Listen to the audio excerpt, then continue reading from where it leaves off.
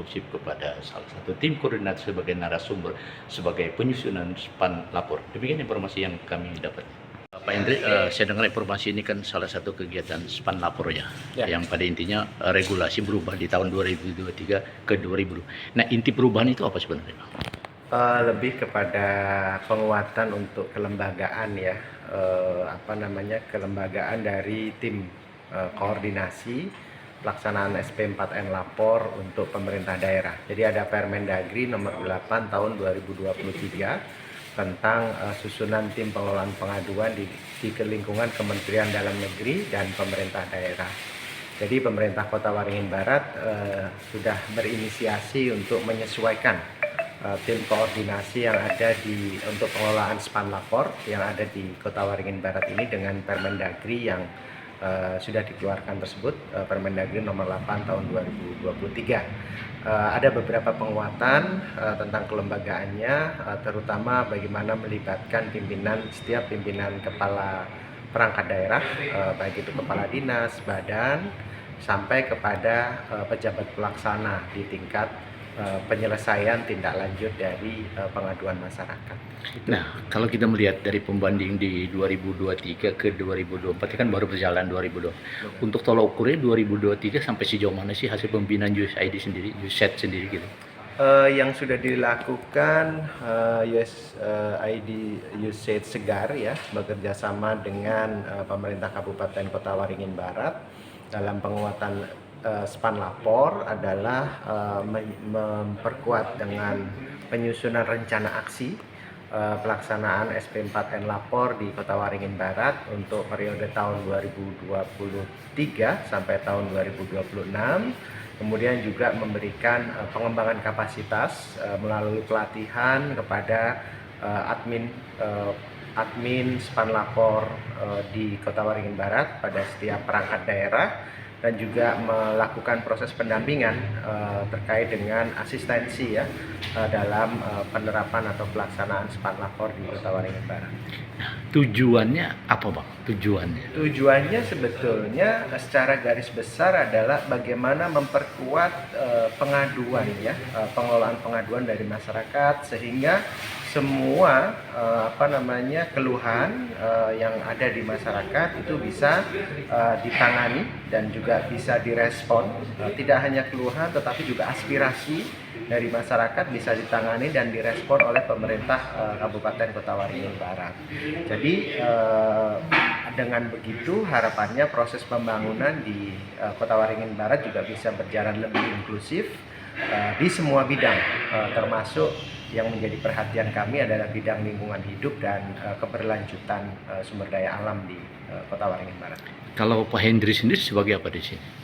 Saya sebagai narasumber untuk SP4N lapor di USAID Segar.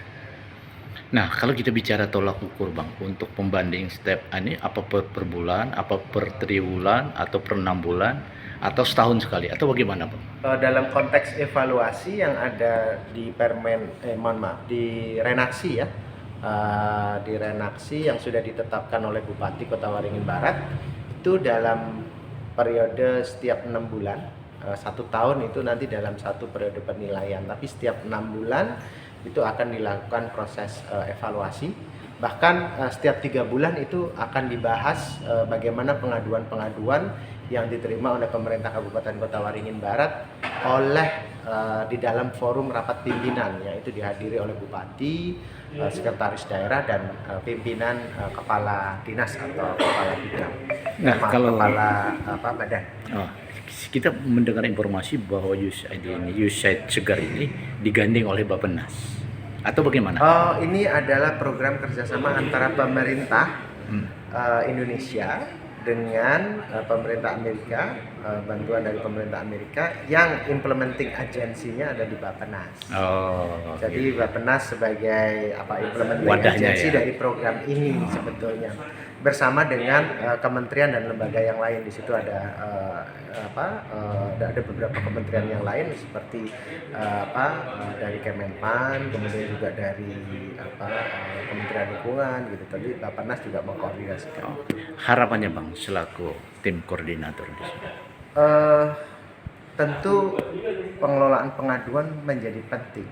Saya kira hampir semua kita sebagai masyarakat biasa mendambakan satu pengelolaan pengaduan yang responsif, sehingga apa yang sudah keluhan yang sudah masyarakat sampaikan bisa segera direspon oleh pemerintah, khususnya pemerintah daerah di dalam bidang apapun, termasuk di bidang lingkungan hidup. Dan yang terpenting juga tidak hanya menjalankan itu sebagai bagian dari hak demokrasi setiap masyarakat, tetapi juga memberikan peluang kepada pemerintah daerah untuk terus memperbaiki diri. Jadi seperti cermin pengaduan itu, sehingga ke depan pemerintah daerah juga akan mendapatkan banyak sekali input dari proses pengaduan yang disampaikan oleh masyarakat dan yang ditangani untuk terus meningkatkan kualitas dari pelayanan publik dan juga kualitas dari pembangunan di daerah. Oke, makasih. Kegiatan hari ini intinya apa ya? Ya, intinya kita pemerintah daerah bagaimana mengelola pengaduan masyarakat, keluhan, dan lain-lain itu bisa lebih terstruktur, dan kita dalam melayani masyarakat itu dalam penanganan keluhan pengaduan tersebut bisa kita tindak lanjuti sesegera mungkin sesuai dengan arah yang diinginkan oleh masyarakat.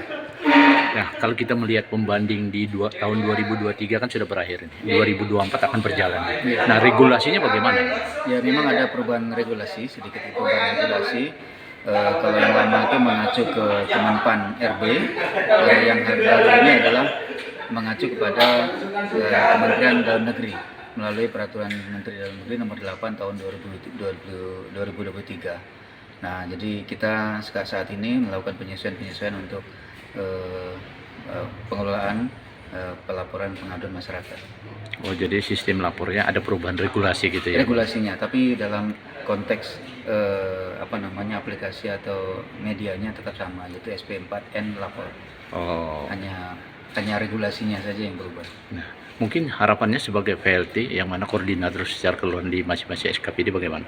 Ya, harapannya nantinya dalam pengelolaan pelaporan pengaduan masyarakat ini OPD bisa lebih siap dalam memberikan solusi dan jalan keluar, sehingga dalam waktu yang sudah ditentukan pengaduan-pengaduan masyarakat ini sudah ditindaklanjuti dan memuaskan kepada masyarakat. Oh, ini penggagasnya dari USAID Segar. ya? Oh, rencana kontrak berapa tahun dalam pengelolaan untuk pembinaan itu? Nah, saya kurang tahu, Mas. Oke, terima kasih.